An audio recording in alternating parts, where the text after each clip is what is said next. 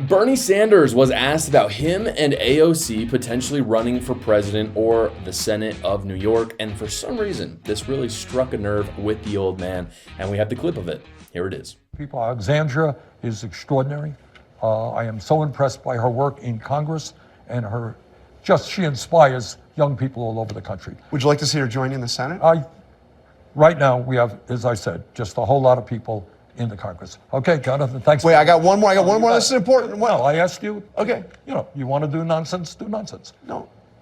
I don't want to talk about inside the Beltway stuff. I got 32,000 people. I was just asking you about AOC because she was out there with you. No, fine, but I don't want to talk about this. What was the last question? I was just going to ask you one more question about you. I mean, that's all. I was literally your last. What is your question? Well, I mean, it's easier. I mean, I want to ask you about your future. This is the biggest crowd. You said you ran for president twice. This is the biggest crowd you've ever seen. Are we going to see you run again, or what's your future? No, right now, I am very proud that the people of the state of Vermont sent me back to the Senate with 63% of the vote. Right now, I'm Vermont senator. That's what I do, and I'm very happy to do it. I am 83 years of age. So embarrassing, super embarrassing. He says, this is the words he says. He says, I got 32,000 people, and then he walks off. And what he's saying there, for those of you who kind of don't know the context of all this, Bernie Sanders and AOC were at a rally in Arizona where they got 32,000 people there. Pretty impressive, pretty good. And this guy, this journalist, this ABC journalist, I believe it was, is asking Bernie Sanders about the future career of AOC. And the reason why he's asking that, I think it's a fair question, is because they were on a tour together.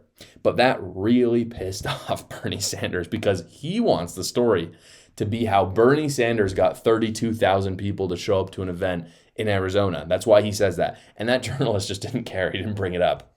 And then again, you can see that Bernie Sanders gets brought back in, and the question he asks Bernie is about the big crowd size he got. And so at the end of the day, Bernie just wanted the recognition. He wanted to be brought back in. He wanted to be relaxed and happy, have the popularity that you can see too when the question is asked.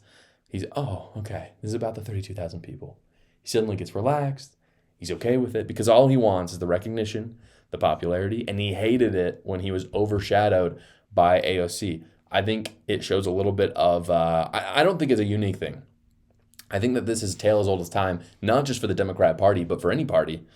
When you don't have a central figure, and the Democrat Party has no central figure, I talked about it on last week's episode, the Obamas, not so popular anymore. The Clintons, really not. So who is the central figure? Because obviously in 2012, the Obamas were the central figure. The Clintons, for a long time, central figures. Right now, there's nobody. And so when you don't have a central figure, what you have is unrest. The Republican Party has had the same problem right now. Clearly, the central figure, no one's going to argue against it, is Donald Trump. And so there's not as much turmoil inside the party. For the Democrat Party, because there's no one centralizing it all, you have a bit of, fighting. AOC and Bernie Sanders are competing for popularity instead of being totally okay because AOC is the center of the Democrat Party. Bernie Sanders gets pissed about it because he's like, hey, I'm the center of the Democrat Party, and they're all vying for that spot. And that's why it gets so heated. But make no mistake, AOC will run for president, and I think she's going to be in the top three for the Democrat nominee. I think it's going to be Kamala Harris, Pete Buttigieg, and AOC. And I think what we're going to see is Kamala Harris, who is the more establishment pick, and AOC are going to go at each other in these debates, probably online as well. I think it's going to be really interesting to see it. Hey guys, I know that filing taxes can be stressful, so if you haven't filed your taxes yet, I wanted to introduce you to the people who do my taxes, Quick Tax America. Quick Tax America has already gotten its average tax returner over $4,000 back just this tax season, and unlike the other services, they're not raising their rates just because it's March or April. They do all federal returns for only $69. It's a completely transparent price because it's their only price, no matter how complicated your taxes are. No more going on online services and not knowing how much it's going to cost till the end, and you spend 4 hours doing it. At Quick Tax America, there's that one transparent price, and they do all the work for you as well.